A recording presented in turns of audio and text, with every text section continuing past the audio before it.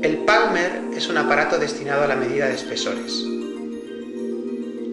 El Palmer dispone de un tornillo micrométrico B que avanza por una tuerca fija en forma de herradura A. La tuerca dispone de una escala E para apreciar el número de vueltas completas que da el tornillo, y el tornillo dispone de un tambor circular o limbo graduado T que permite apreciar las fracciones de vuelta. El Palmer tiene un tornillo de paso de rosca H rigurosamente constante, de modo que si se le da una vuelta completa al tornillo, este avanza con respecto a la tuerca fija una distancia igual a su paso de rosca H. Para el Palmer de la imagen, el paso de rosca H es igual a 0,5 milímetros, es decir, cuando el limbo graduado da una vuelta completa, el tornillo avanza 0,5 milímetros. El limbo graduado está dividido en n partes iguales, de manera que es posible apreciar hasta 1 partido por n partes de vuelta.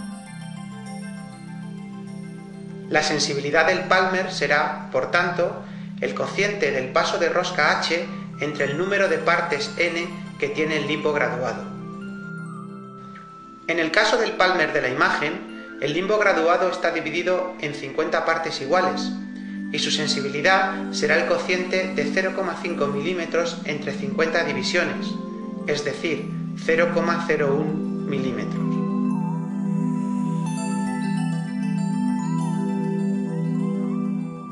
Sensibilidad que viene especificada en el propio aparato.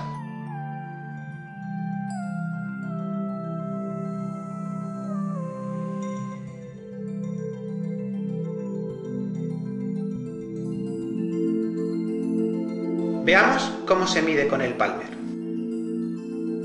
Para medir el espesor de un objeto, se coloca este entre el tope O y el extremo del tornillo C, y se hace avanzar este hasta que presiona suavemente sobre el objeto. A continuación, se observa en la escala fija E el número de vueltas completas que ha avanzado el tornillo, 5 vueltas en la figura, lo que corresponde a 2,50 milímetros. Seguidamente se observa el número de divisiones que señala la escala sobre el tambor T, 41 en la figura, es decir, 0,41 milímetros.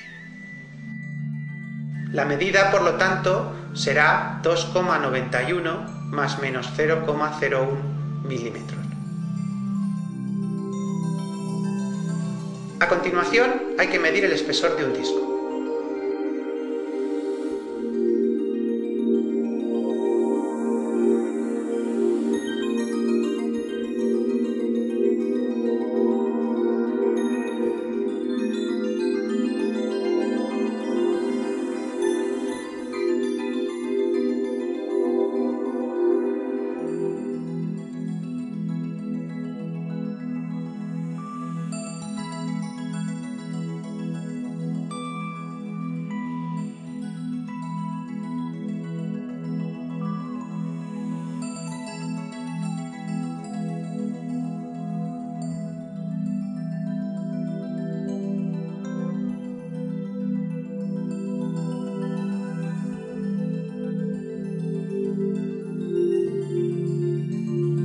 Un aspecto importante a tener en cuenta cuando se lleva a cabo una medida con el Palmer es lo que se conoce como error de cero.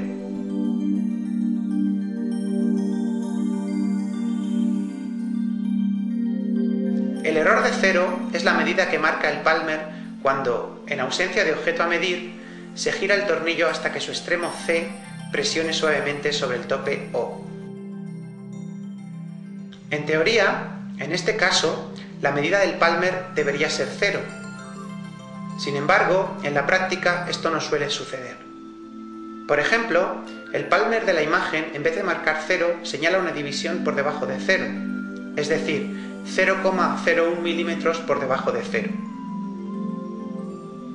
Esto significa que el error de 0 es más 0,01 milímetros, es decir, a las medidas efectuadas con este Palmer hay que sumarles 0,01 milímetros para que sean correctas.